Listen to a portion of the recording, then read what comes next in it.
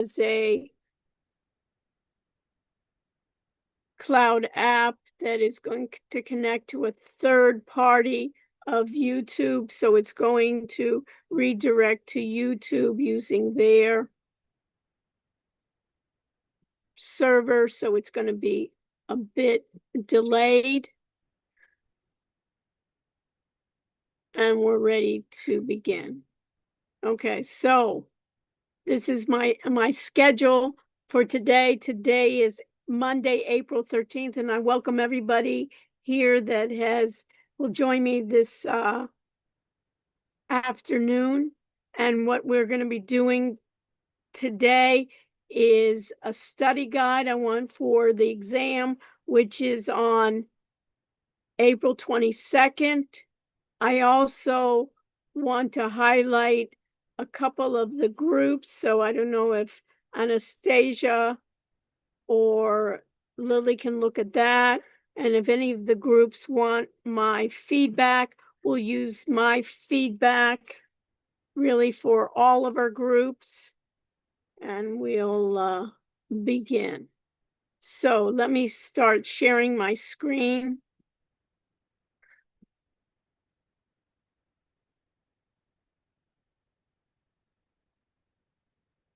And Jack, do you see my screen? Yes, I do. What do you see? It's just the YouTube live streaming. It's a Okay, little it's a blurry. YouTube live stream so I can see everybody in my YouTube live stream, and I can see it's powered by Zoom. And let me go to my session, make sure if I go back down, I want to make sure that I'm looking at my what's due section. And I have my edit mode, which is off, which is good. So I see that on Monday, April 13th, which is today's session, I see that your final project, part 3, was assigned. Also, chapter 12, which was my business analytics, and for the reading, the adaptive assignment and quizzes, and then you had 2 articles. So that was for today. And basically from now until the 27th of April, what I expect you to do is to keep on improving your project. This is the chapter 12. It's the last chapter that we will be going over. And then you see here on this assignment here that the exam is on April 22nd in person in Stubblefield 204. Everyone, I think, knows where it is. If you came to the first exam and you want to continue editing and improving your Wix website, all of your links, and you need to have everyone in your group look at all the links, make sure and look at everyone's work. So here it says is the review guide is attached. Bring a form of ID just like you did before. Make sure you bring your laptop as well with an updated version of respondents. You need to arrive 10 minutes before the class, and the exam will start promptly. And if you need extra time, you will be in this class, and the exam ends at 6:20 unless you have approved extra time. But it looked like last time everybody finished on time, whether they received extra time or not. Here is the PDF, and the PDF is really the same format, which was last time. Here it talks about it, and I want to just emphasize here, right, that it's an SBA 204. It's the exam is closed notes, just like it was before, closed book, closed AI software, no phones. You should have your phones put away in your backpack or bag, and it's just you and respondents, and the exam you can leave when you finish. Here is the laptop we talked about. So it's exactly the same format. Multiple choice and the open-ended, the order's up to you, just like we talk about. These are articles that I think will help you. One, I would use them also even in helping me with the multiple choice because for the concept of what is cloud computing, what is machine learning, what is artificial intelligence, what is generative AI, what are AI agents, what is ERP, what in this case here, this is an article on AI caller. This is an article of the difference between agentic AI versus generative AI. And here's an article also on AI voice agents. You can see here in the chapters that we're going through, these are the new chapters, TG3, which is cloud computing, 14, which is artificial intelligence, chapter 10, which talks about ERP, and chapter 12, which calls about business analytics. We are still going to review the chapter 5 that talked about database because it's really essential. It's really in the foundation, and chapter 4, which is security, which is so important for us to do anything. So in the multiple choice, you can see here, these are the exact same, I think, topics that were from the first exam on data, data governance, data hierarchy, the difference between file systems versus data management systems. The database management systems is the characteristics. What do we want to maximize? What do we want to minimize? The whole idea of the file systems is that there's so much redundancy that we want to put a lot of our data in one place. And by putting it in one place, of course, we have security issues. We need to be able to pick out all our records. So we have primary versus secondary. And we talked about big data, what were its characteristics, a data warehouse where we store it historically, data marts, small ones of this, the metadata that tells about the data, not the data per se, and the data dictionary, right, that we had in the API application program interface.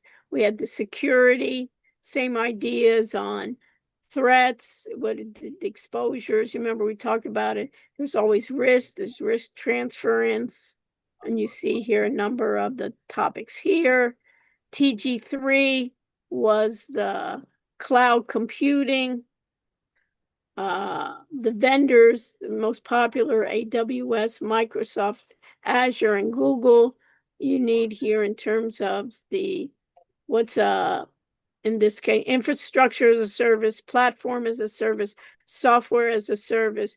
What are they basically doing? And the whole idea of cloud computing, when they talk about cloud computing, they're usually talking about computing over then the internet and basically in another vendor's application. And it's usually that cloud computing is attributed to the enterprise.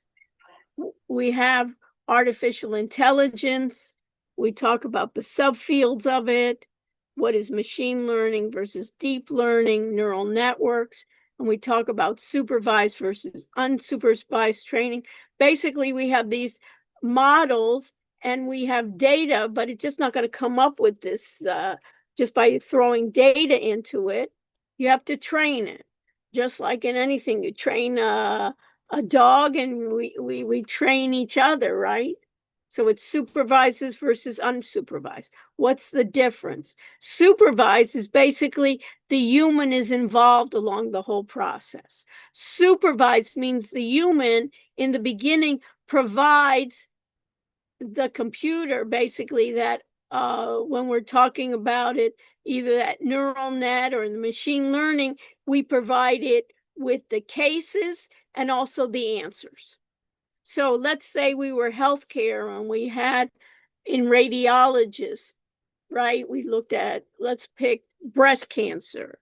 We have basically, if they find something in, right now, a radiologist looks at some kind of scan, some kind of image, and has to decide, does that image, is it suspicious or non-suspicious? Is it malignant or non-malignant? And somebody with a lot of experience would basically be able to say, yes, it is.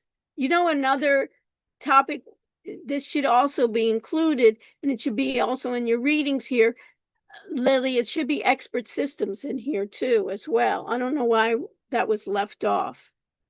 Lily, you see that? Okay, yeah, I see it.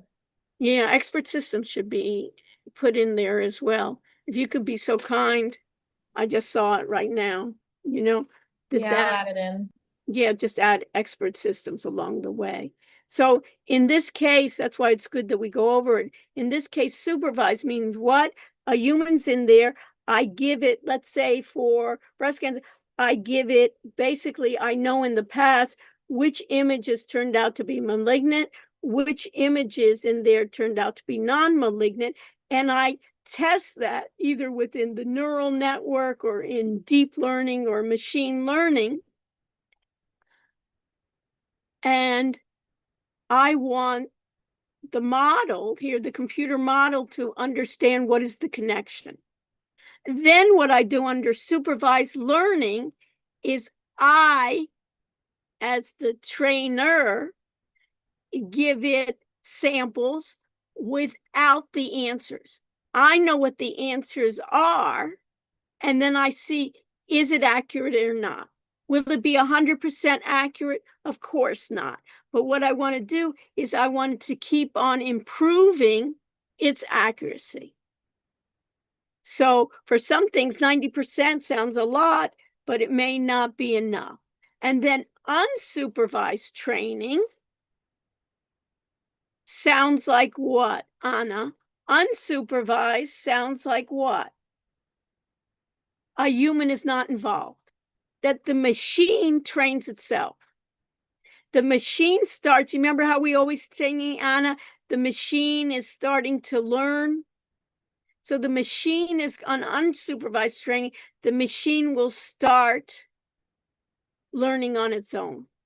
And then maybe what's interesting now, what people are excited, especially in healthcare, on the advances, is in that unsupervised training, the machine will recognize patterns that a human didn't recognize and say, hey, guess what? I found this pattern, and this pattern could be malignant where you didn't even test it. And then we keep on going back and put it into the supervised one and now see if that was correct. So this is important when you think about the supervisors versus unsupervised. We always start with supervised. We always start with the humans training it. And then when it really gets good, then we say, hey, go on your own and come up with it and start learning and find patterns. Where it's really good in machine learning is finding patterns.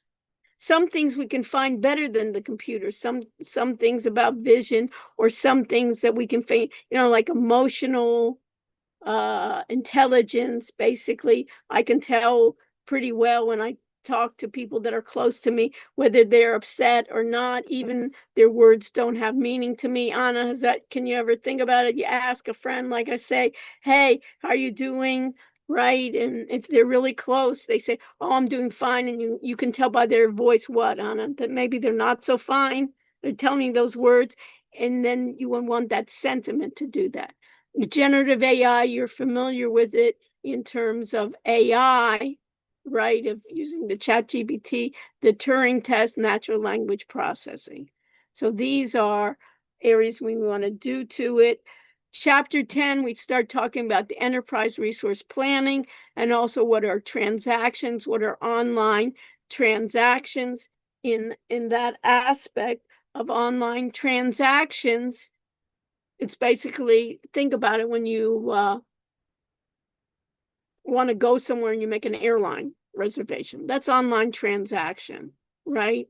That basically I transcribe, my flight is done, and it's done online, and it's done immediate, right? Doesn't hold my request and tells me, 2 days later that I don't have a flight or not. I need to know now, right? Batch processing, the difference is it does hold. So what's a typical idea for batch processing? You can put in your notes is payroll, right? Payroll, I don't do immediate online transaction processing for payroll. I get paid every month. I can't just take, and I've taught here maybe an hour and a half. I can't go and say, put that hour and a half hourly payment into my bank account. It doesn't work that way. What do they do? At the end of 2 weeks or end of a month, I get paid. That's done in batch processing. And functional areas in that area is just like you think about department. Finance, human resources, accounting, and enterprise resource planning. We talked about it before, is that idea of I need to have a software system that I can look throughout the entire enterprise, through all the departments to see how well my organization is functioning, either in the financial end, the human resources end, that I can do that. So that's chapter 10, and chapter 12 deals with business analytics. We'll spend some time on the business analytics next time, but the main thing that you need to know is in business analytics, it's important to talk about descriptive. That means, what does my data look like? So descriptive could be, for instance, that way in which I know the average of the test was, let's say, 80, right? That's descriptive. Predictive, meaning based on the data, if you've gotten, let's say, Anna, let's say you got 100 and you did on the first test, we're just making up stories here, right? You got 100 on the first test and you got 100 on all your assignments.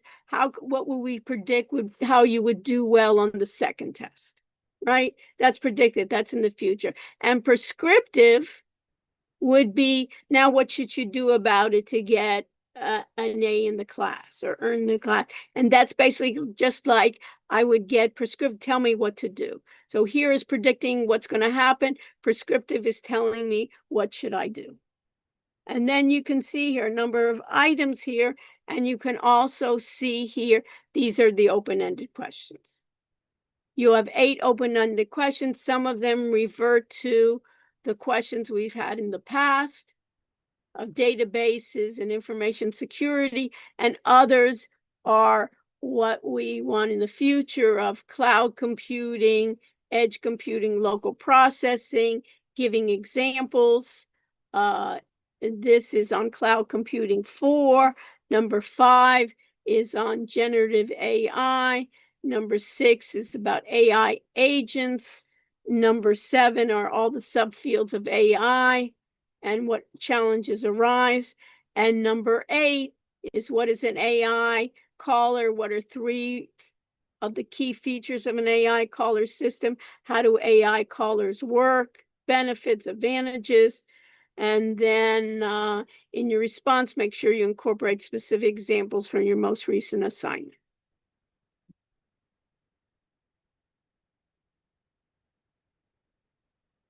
So in this case, Ella Elizabeth, it looks familiar, doesn't it? The review sheet. Very familiar. I think your stress level should be reduced a bit because you know what it's like. And basically, you know how much time you need to spend on it. You know how well you did on the first exam and what were the issues and how to adjust your time. And we ended up, even people that required additional time, I will definitely give it to you, but everybody finished, on that time, and we're able to do that. Any questions about the exam? I think that's straight.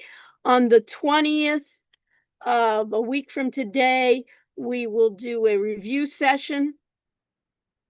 And by popular demand, I think the people like the Kahoot, yes. So we'll do a Kahoot.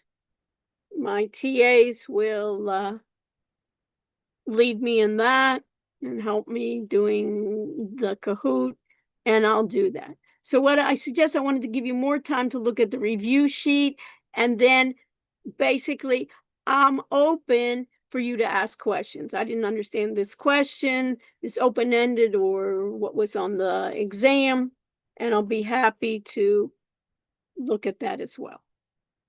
Questions, comments? Jack, any comments that I need to address for yourself or No, others no. in the group? We're okay? All good. Good. So the next thing I wanted to do to give you feedback and also let you know about our project is to take a group today or a couple of groups, volunteers or my TAs can tell me who has come along the furthest that we can give feedback. Because just so you know, this is how it's going to work. Every time we meet, I'll pick another group to focus in, give you feedback on, but you need to be working on it. You need to continue to be working on your social media. And there was issues with, I found with students because of changes to Wix about the podcast. Not everybody was able to work the podcast completely.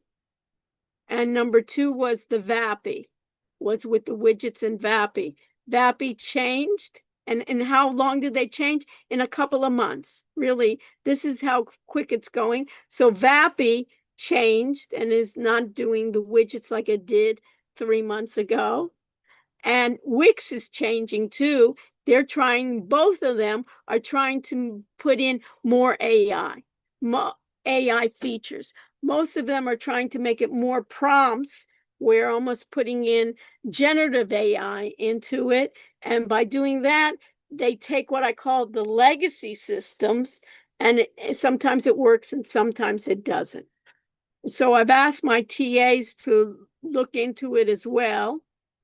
For the podcast, one of my students from my other section, my earlier section, what they did for the podcast is they just added a button and they did the assignment with the podcast the same way, but just attached the link to the button.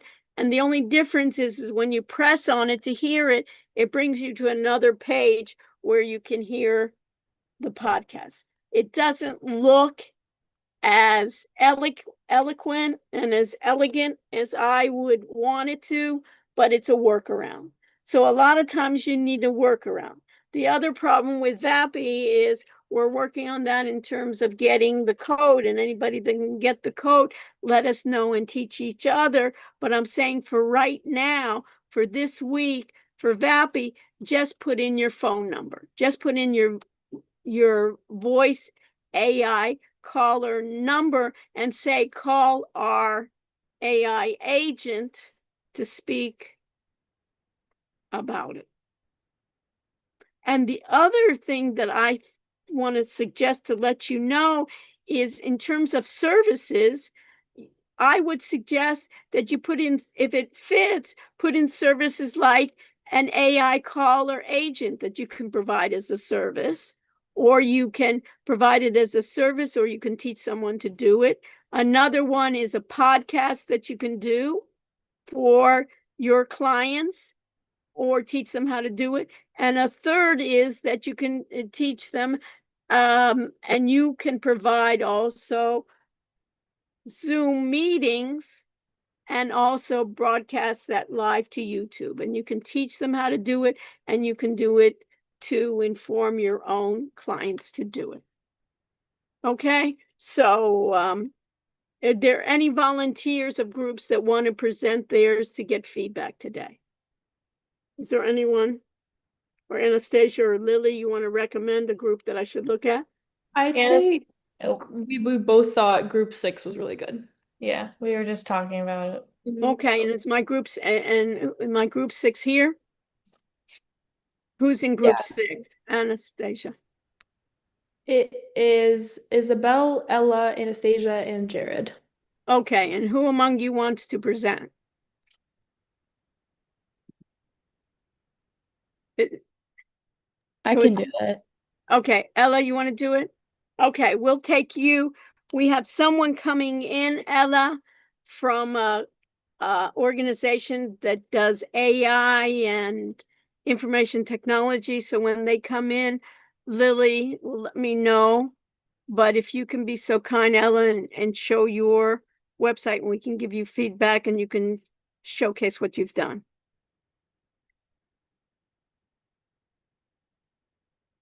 Should I share my screen? Please. Okay.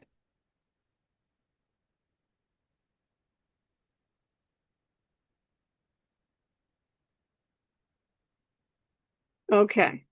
So what are we looking at?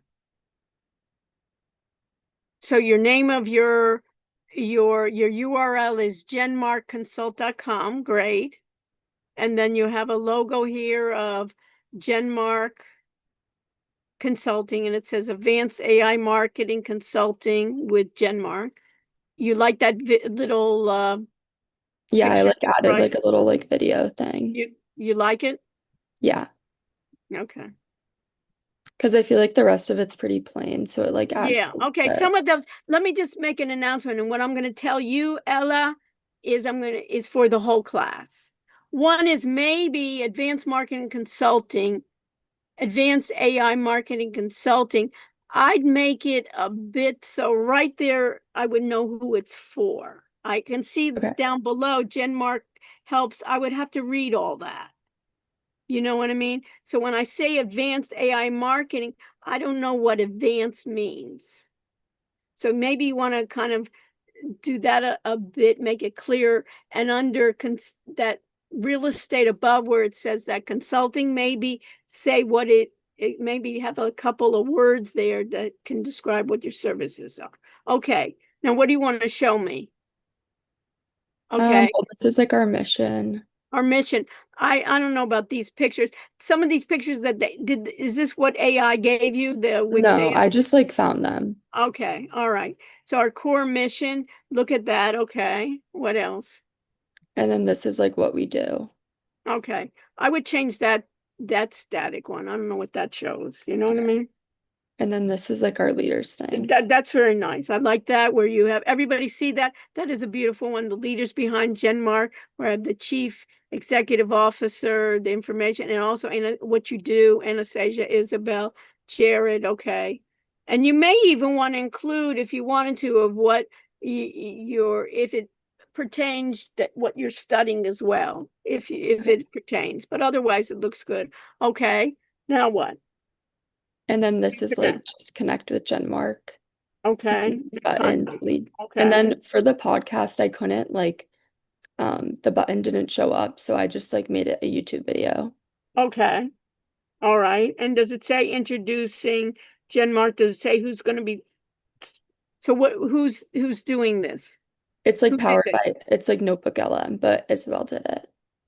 Okay. So maybe you want to, and this is supposed to this is your podcast? Yeah. Okay. All right. So this is your podcast.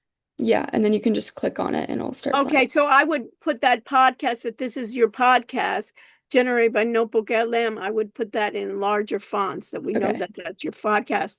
And you could also maybe make it that you could present that as a possibility of what of the services that you gave. That's just another one. Okay. And then this is just like the footer. Okay, and your links, they work? Yeah, they all work. Okay. And what about your VAPI number? It's like you just press this button and then it will show like open phone. But I was gonna add like another thing under saying like Okay, what I would do, call the agent. just this, I have no idea that would do that. Would anybody realize they're talking to an agent here? But that last one. So I would put in a larger letters, talk to our AI agent. And possibly another one is even give out the number that you're using as well, that they can take their phone. And I would put it in the beginning and I would put it at the end. And in the podcast, I would want to make it larger. And with okay, and what are the services? Anything else? And then this is like what we do. So this is like services, like these aren't free. And then you can like scroll down and these are like free services. Okay. And I would put something even on the free services. I would put first meeting free somewhere. Yeah, like for here it's like a everybody. free 15-minute consulting call. And then if you click this, it'll lead you to like a button to, Okay, and what is that phone number there? oh, this just 949. Now in the bottom. right here. Whose number is that? That's our tell like me- AI agent number. Okay, so I would put that. AI It- agent. Okay. Put it strong, talk to our AI agent, because when they see phone, they're not doing it. And then make it also as a service. And do you Okay. have videos that each of you have done? Yeah, this is like the AI app. So I just like uploaded them all to our YouTube channel. Okay, that's fine. So that's part of you. Check out our YouTube, which is great. Yeah. Okay, Claude, I would make it. Can you make these a lot here from blog post to campaign? Do you say who's doing it? No, but like once you click on the video, like you'll Okay, see I this. want you to say who's doing it at Okay. in the beginning. So is somebody taking notes? Ella, in your group?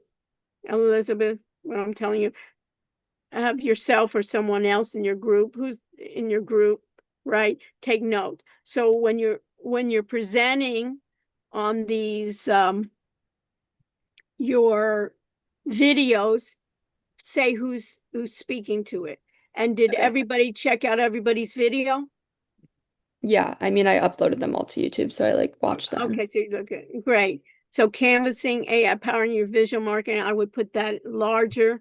It's kind of like Okay. small font to see it there, and Canva powering your visual. Okay, perfect. And then this is just like our social media. And then I just found some like extra articles that Perfect. people can read. Very nice. So what And do you then, have left to do?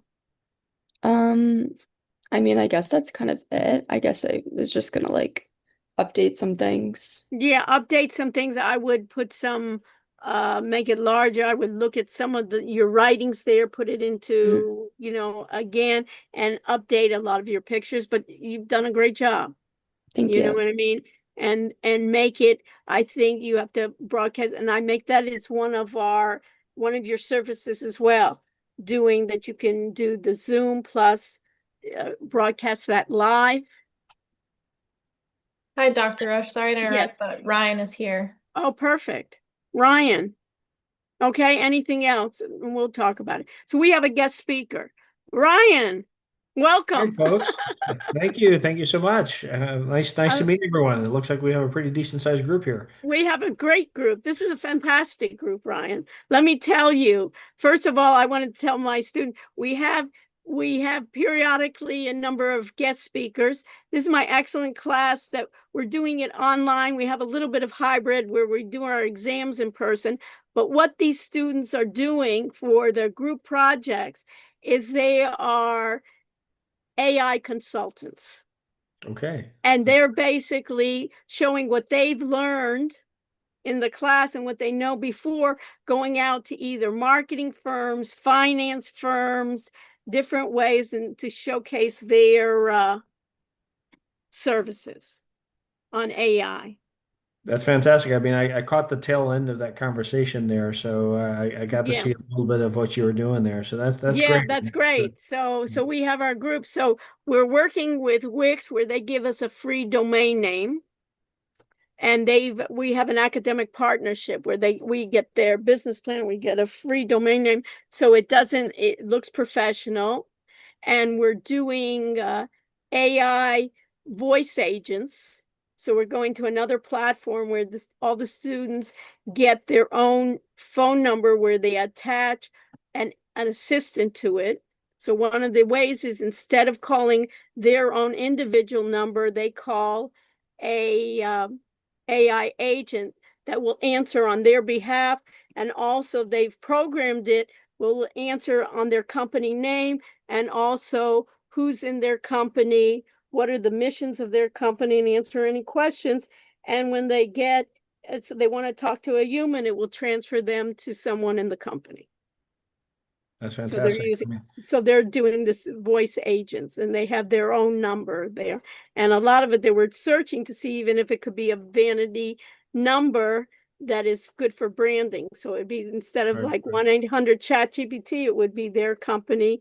We had something like USA Manuel for monitoring wellness and others. So what I wanted from you, Ryan, is I've been an academic partnership with Osaka for many years.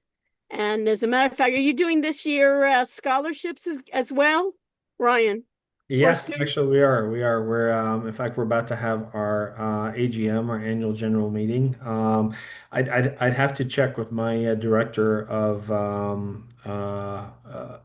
our academic relations in terms of what the timeline is for the scholarships. But yeah, we always have scholarships that we give away each Great, year. because I usually recommend one of my students every year. You know what I mean? Last year we Yeah, had one of our students, Daniel, that received the scholarship. So if you can let us great. know, I have a student this year as well. I wanted to recommend as well.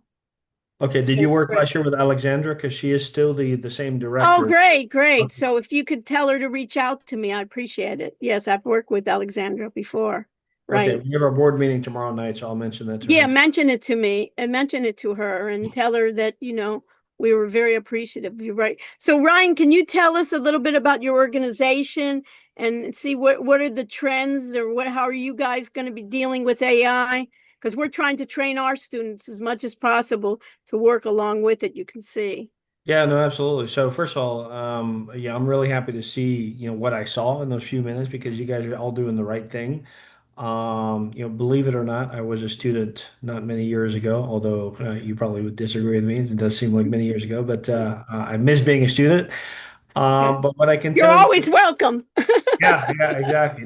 Well, you know what? I will give you that as the golden nugget for everyone on the call today. Never stop learning, right? Yeah, I Yeah, mean, well, yeah, we have to, that's for sure, especially now, even more than ever. right, right. So let me just give a Sure, short introduction about myself, and then we can kind of take the conversation from there. right. Myself and what I'm seeing. So in a nutshell, so for the first half of my career, I spent in business. I'm actually a business a person that and went into IT and then IT security. The second half of my career. And the second half of my career, I really focused on the security side. So I was deputy CISO at Lennar, which is here in Miami, the largest home builder in the country. We And we then know them well. They're on our board of directors. yep, yep, very good. Yeah, they're very out there in the community. And then I've been serving for 2 years as the Chief Information Security Officer for Mount Sinai Hospital here in Miami Beach, which I'm sure many of you are familiar with. Having said that, I am right now transitioning to a new role. So I just left that role just about a week ago, which is why Wow. I have time now. So that's on the professional side, and we can talk more about what we're seeing in the AI space, Yeah. on a daily basis. And then with ISACA, I've had the pleasure of serving on the board of ISACA for I guess, the last 5 or 6 years, but I've been the president for the last 2 years. And ISACA, we're the largest IT security, governance, risk, compliance, cybersecurity, association, professional association in South Florida. So we have 1,600 active paying members. We've got a Oh, mailing list of about 10,000. So, if you are dealing with IT security or IT governance and risk and compliance in the IT space, you want to be involved with one of the associations down here. Again, I represent ISACA, but there's IAC Square, there's ISSA. You can always pick the one that fits best with you.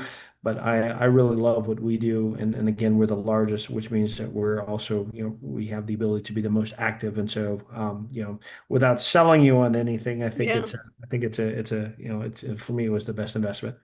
Um, and so, that kind of leads me into maybe, and by the way, anyone, please feel free to jump in with any questions at any time. Mhm. So, what I can tell you is from an AI perspective, it's the conversation of the day, right? It's on everyone's minds, everyone in my roles, all my peers. I meet on a regular basis with other CISOs in the community, CIOs, and it's all about AI. So And excuse me, so when you say CISO, many of our students may not be familiar with it, but that's the Chief Information Security Officer, right? And you just use that's the word correct. CISO for it, Right. right? Right. Yeah, so you have the CIO, which is the Chief Information Officer. So that's generally the person that's the head of IT.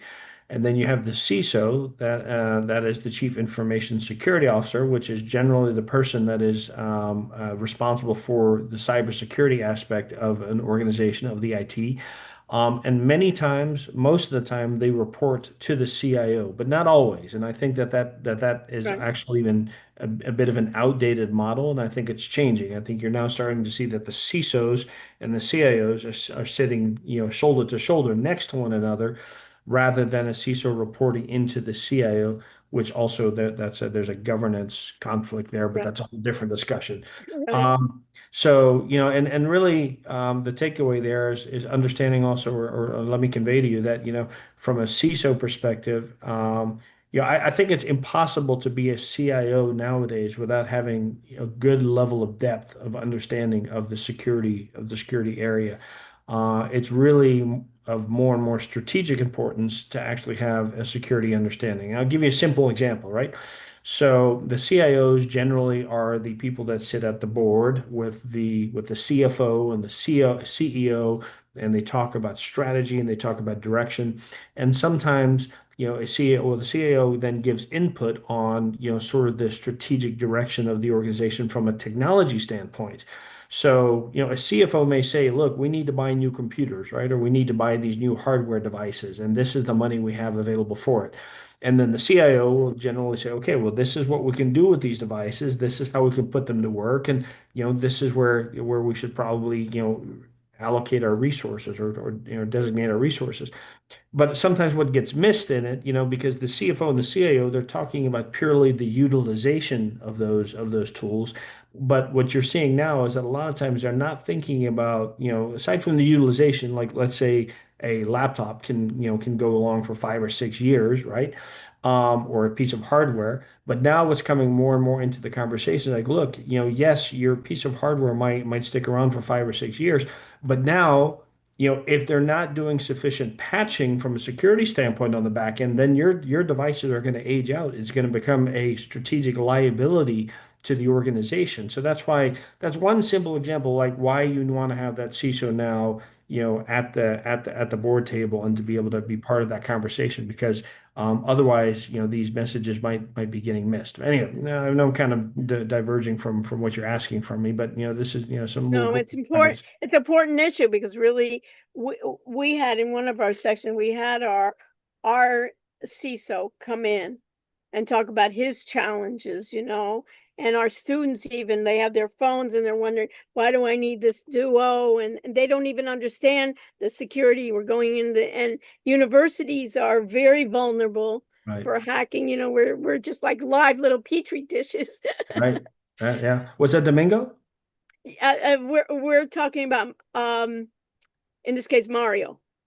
Oh, okay. Okay. I met Mario. Okay. Yeah, So yeah, so now from an AI perspective, again, this is sort of the topic of the day. Everyone's yeah, talking about it. Every conference right. I And I go wanted to to. see how you were addressing it in your own work and also in Yeah. Osaka, what they're doing. Right. And so I'll give you the honest answer, folks. Yes, I appreciate honesty. Yes. And the honest answer is we don't know either. We Right. honestly, the leaders in the community and the leaders in IT and cybersecurity, we're all very excited about AI. We can see what where we can get efficiency gains. Right now it's a lot of it's in the form of simple bots and maybe even LLMs and obviously chat GPTs and also from a programming perspective, right? There's lots of efficiency gains there. But from a risk perspective, we're all kind of looking at each other saying, okay, we're holding our breath a little bit in terms of like Yeah. trying to understand where this is going to go. We think we know, right?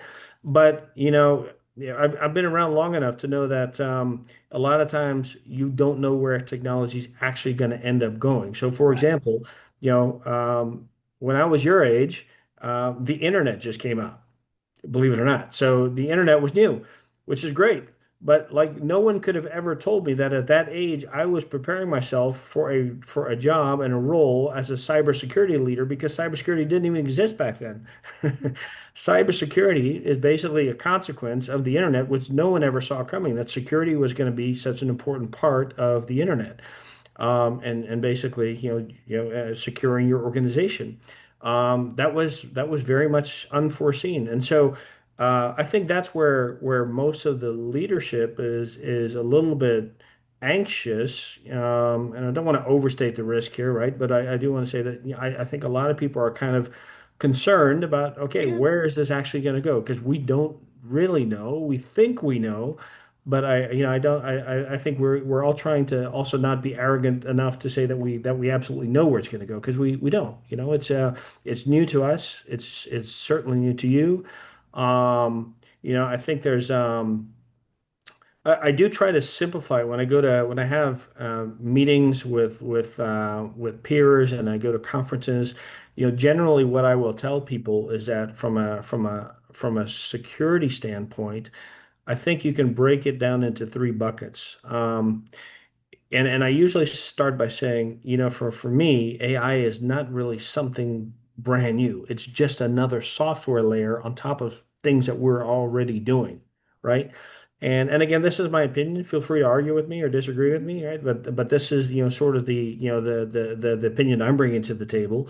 And the reason I say that is because, the primary risks when it comes to cybersecurity, breaking it down to those three buckets. The first one is, um, it's third-party risk, and I don't know if that means anything to any of you, but third-party risk is, when you're looking to bring on a new vendor into your organization, University of Miami or Mount Sinai, you need to do your due diligence. You need to understand how is that solution, how is it governed, where are they putting the data, who has access to the data, what's the framework that they're applying, to the governance of that framework. What's the disaster recovery and business continuity plans hold on, I lost you there, around that solution. So these are things that we're always looking at. Oh, hold on, I want to make sure I didn't lose you. Okay, so these are things that we're always looking at when we're bringing on a new vendor. Now, AI, a lot of our vendors are now just starting to use AI, right? So it's just a layer of a Mhm. software layer of programming, really an algorithm that we're putting on top of things that we're already doing, or in some cases, the AI is the actual product that they're bringing to us. Like for Mhm. example, whatever, ChatGPT, right? Just throw something easier with Mhm. Gemini, right? And so in those cases, we just need to ask the exact same questions. How is that data being governed? Who's got access to it? So that's the one bucket. The other bucket is what we call DLP in IT security, and DLP stands for data loss prevention. That's one of the bigger concerns for operational ITs. Like, how do we make sure we're not leaking sensitive data, right? It's Right. something we're already doing right now in every organization. We have DLP in place to ensure that we're not losing social security numbers, credit card numbers, PHI, right? Personal identifiable information, PHI, Mhm. health information, especially in hospitals, right? Right. So that's things that we're already working on. And with AI, it just becomes even more important to understand, like, okay, where's that data that we're using in this AI? Where's that going? And it all depends on the type of model that you're using, right? Are you having a standalone model in your organization? Are you using a hybrid model or something in the cloud, right? So understanding where that data is going so that it's actively being protected or that it's being prevented from leaving the environment in the first place. That's DLP. So that's the second bucket. And then the third bucket of risk when it comes to AI, it really comes down to the integrity of the information you're getting back. So what does that mean? Well, I'm sure you guys have all heard of the hallucinations, right? That AI has produced. And so that part is really important, that that you're working off of correct information. For in the hospitals, where the doctors are now using AI for diagnosis, I'm sure you can understand how important it is to make sure that that diagnosis that's coming back from using an AI, that's got to be accurate, right? We can't be utilizing incorrect data. And so that's that third bucket. I kind of joke around and I've told some of my friends that, most recently I had my first argument with ChatGPT because I was looking for information and ChatGPT gave me a response and I knew that was incorrect. And I said, well, this is incorrect.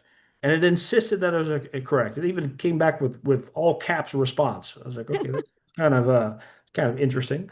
And so again, I said, no, it's incorrect. And it insisted that it was right. So, well, how about you read these articles? And I put the link in there.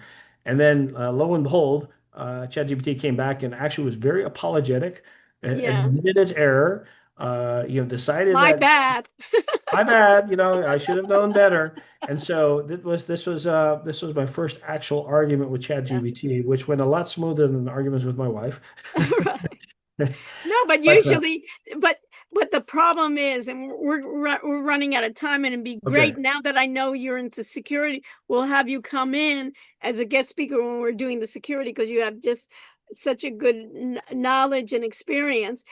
Is that you could tell that amount because you were an expert at what you asked it.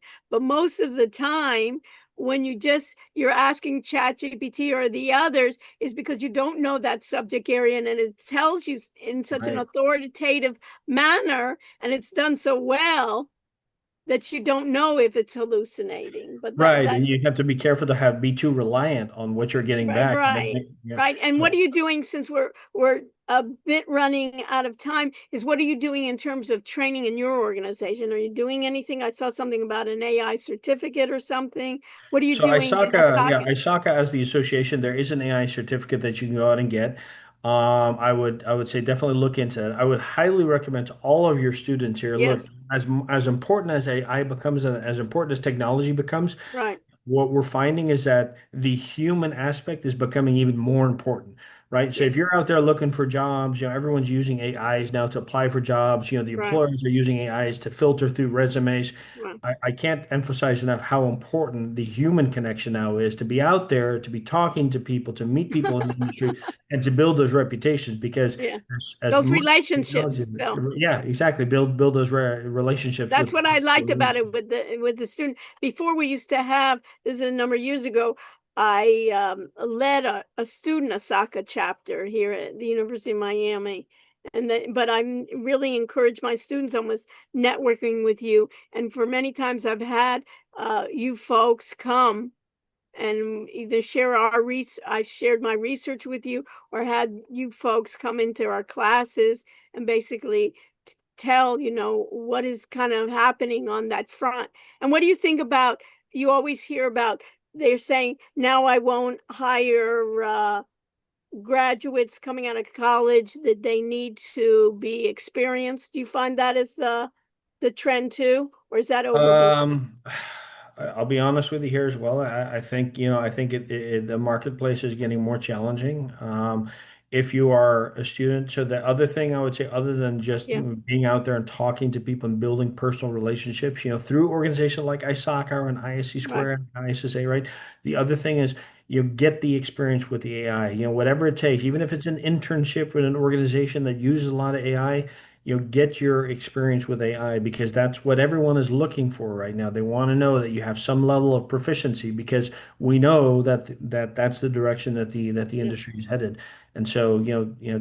spend some time with it. And that's what you were just doing a moment ago. So that's great. Yeah, no, that's what we're doing. They have it from the beginning of the courses. We're doing it. And even if you'll note here, just so you know, our students, when we use Zoom, and I don't know if you knew that, from Zoom we stream live to YouTube Okay, from that's okay. Zoom. Did you know you could do that, Ryan? I did know you can do that. Yeah. Yeah. Yeah, so we stream live. So everything we're doing is starting from the beginning, incorporating the human with their skills. And then through that, we do a number of activities through AI. And at the end, their project is, they're all AI consultants, and they take a certain sector. We have students that are finance, real estate, marketing, and then the two small businesses to others, even in healthcare and mental health, in terms of being a supportive agent. So we're doing that as well. So I appreciate it. If you don't mind, Ryan, I'm going to have Lily take attendance. And can you stay online with me, Ryan, just for a few Um, minutes, or I you have to actually go? have some people pinging me for another meeting. I Okay, gotta so jump off we'll to. touch base. Okay, Okay, very Ryan, good. and then we'll Right. have you come back to us at a time where we can kind of delve in and have you speak at a longer time and speak about cybersecurity. I think that, and you're basing your background on that. And Yeah, as you know, absolutely. University of Miami also, not only university, but we have our hospital as well, and our medical school. So we Right, have right. issues in healthcare, and you have that as well, Yeah, along with I'd love to Lamar. answer more questions, and I know Yeah, we we did run will. out of time, but But yeah, I know you have to absolutely. go, but I Okay. appreciate you taking the time, and then we'll reach out to you. And also on the scholarships, I always, this semester as well, I'll reach out to Alexandria about the scholarships as well this semester. So Right. if you have that board, please send her my warm regards and let her know that I have a student that I want to recommend as well. Yep, this I'll send her a semester. message in just a moment. Thanks, Right, and you everyone. can let, Appreciate it. Okay. and you can let your board know what we're doing. So maybe sometimes our students can do even an internship with you, or you can come in and give an assignment to them, and we can work together. It'd be interesting. Yeah, I like that idea. Like, Yeah. let's explore what Do more something we can like get make out of almost this. like a demo lab, and Right. you can learn from them, and we can learn from you for sure. Thank you so Fantastic. much, Fantastic. Ryan. We Thanks, appreciate everyone. it. Have a good evening. Thank you. Bye-bye. Bye. Thank Bye. you. Thank you, Ryan. Okay. So what did we learn from that? You see? The same thing. It's great that they're struggling too. And they just want, hey, help us. Anytime that we can help them, we can. Okay, any comments, questions? Before we take attendance, I'll stay a few minutes with Anastasia and Lily. And everybody knows I'll spend some time on Wednesday. I'll go through chapter 10 and 12 with you. And then any group that wants to be the focus group on Wednesday, I'll be happy to do that and work through the podcast and to the voice agent and advertise that as a service. Okay, so can you be so kind, Anastasia, and put up the in the chat the code?